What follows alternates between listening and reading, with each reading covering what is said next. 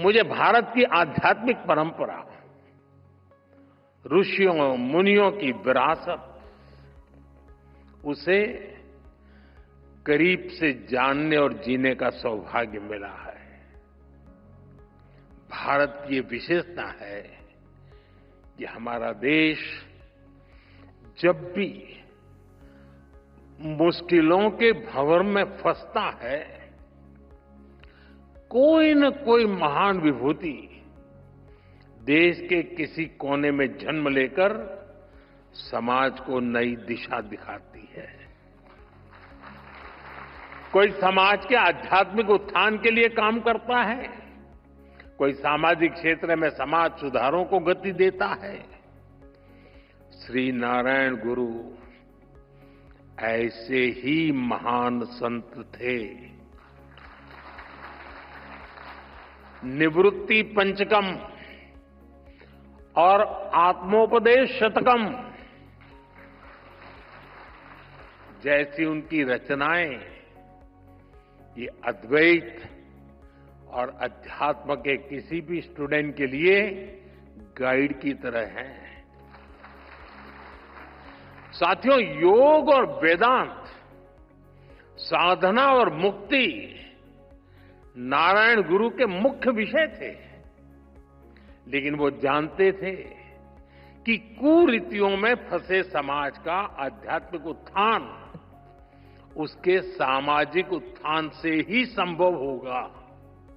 इसलिए उन्होंने अध्यात्म को समाज सुधार और समाज कल्याण का एक माध्यम बनाया। और श्री नारायण गुरु के ऐसे प्रयासों से गांधी जी ने भी प्रेरणा पाई, उनसे मार्गदर्शन लिया। गुरुदेव रविन्द्रनाथ टैगोर जैसे विद्वानों को भी श्री नारायण गुरु से चर्चा का लाभ मिला।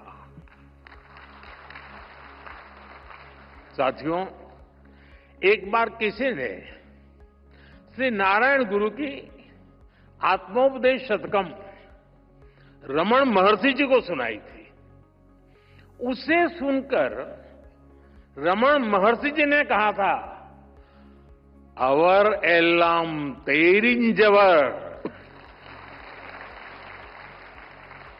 यानी वो सब कुछ जानते हैं।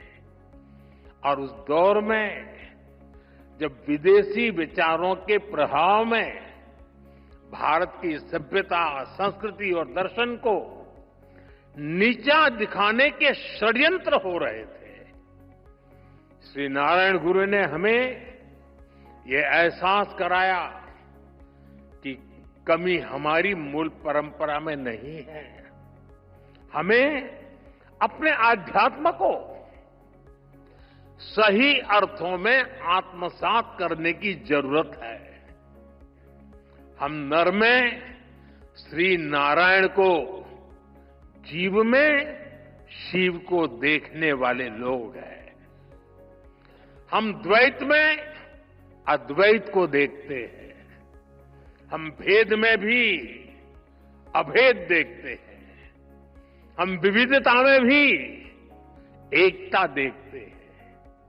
साथियों, आप सभी जानते हैं, श्री नारायण गुरु का मंत्र था, ओरु जाति, ओरु मतम, ओरु देवम, मनुष्यनु।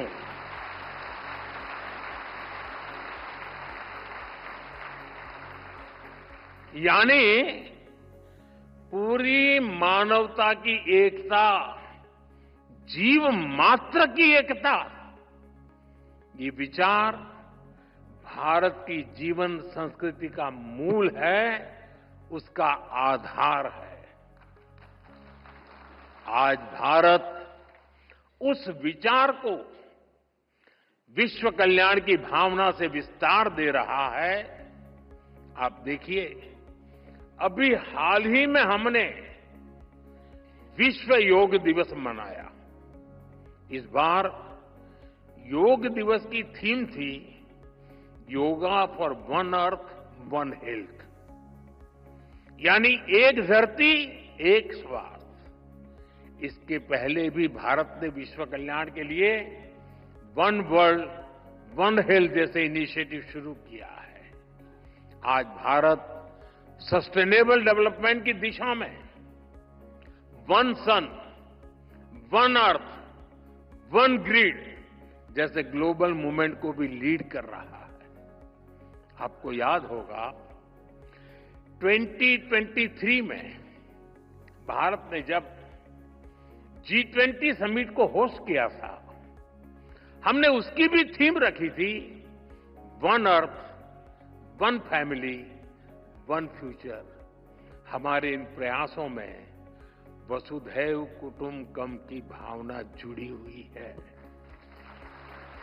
श्री नारायण गुरु जैसे संतों की प्रेरणा जुड़ी हुई है। साथियों, श्री नारायण गुरु ने एक ऐसे समाज की परिकल्पना की थी जो भेदभाव से मुक्त हो।